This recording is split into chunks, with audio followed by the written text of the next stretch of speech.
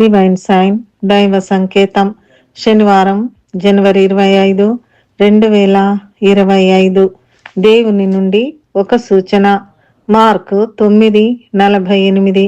నరకమున వారి పురుగు చావదు, అగ్ని ఆరదు. ఈనాటి దైవాంశము: పురుగు చావదు, అగ్ని ఆరదు. యెషయా 66:24. వారు పోయి నా మీద తిరుగుబాటు చేసిన వారి కళేబరములను తేరి చూచెదరు. వాటి పురుగు చావదు, వాటి అగ్ని ఆరిపోదు. లాస్ ఏంజిల్స్లోని జ్వాలలు ఈరోజు ఉదయం 7 గంటల వరకు 87% అగ్ని కలిగి దాదాపు 10,400 ఎకరాల పైగా ల్యాండ్ను కాల్చివేశాయి. అఫీషియల్గా 6,809 నిర్మాణాలు హ్యూగ్స్ ఫైర్లో పూర్తిగా కాలి ధ్వంసమైపోయాయి. 972 పాక్షికంగా ధ్వంసమయ్యాయి. పాలిసేడ్ ఫైర్ వలన 11 మంది ప్రజలు ప్రాణాలు కోల్పోయారు.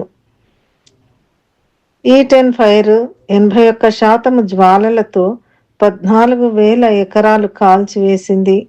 9,418 నిర్మాణాలు పూర్తిగాను, 1,073 నిర్మాణాలు పాక్షికంగాను ధ్వంసమయ్యాయి. 17 మంది ప్రాణాలు కోల్పోయారు. కాలిఫోర్నియాలో ఆకాశమంతా ఎరుపు వర్ణంలోకి మారిపోయింది. దక్షిణ కాలిఫోర్నియా అంతటా మంటలు వ్యాపిస్తూ ఆందోళన కలిగిస్తున్నాయి. ఈ భూమి మీద ఏర్పడిన కార్చిచ్చు నానాటికి పెద్దదై ఎన్నో ప్రాంతాలు దహించి వేస్తుండగా, నరకాగ్నిగుండము ఎంత భయంకరమైనదో కదా. అవును, అక్కడ పురుగు చావదు, అగ్ని ఆరదు. ఈ సంఘటన ద్వారా దేవుడు మనతో మాట్లాడుచున్న దైవాంశము మత్తయి 13:50. అలాగే యుగ సమాప్తి యందు జరుగును.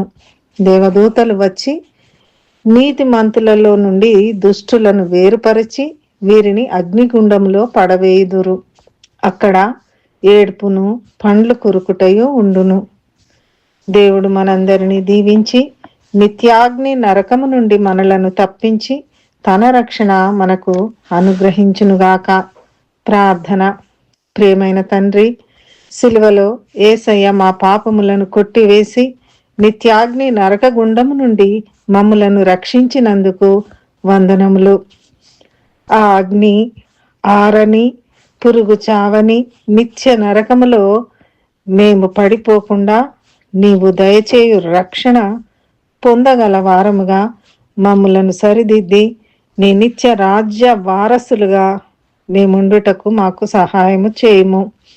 యేసు నామములో ప్రార్థిస్తున్నాము తండ్రి. ఆమెన్.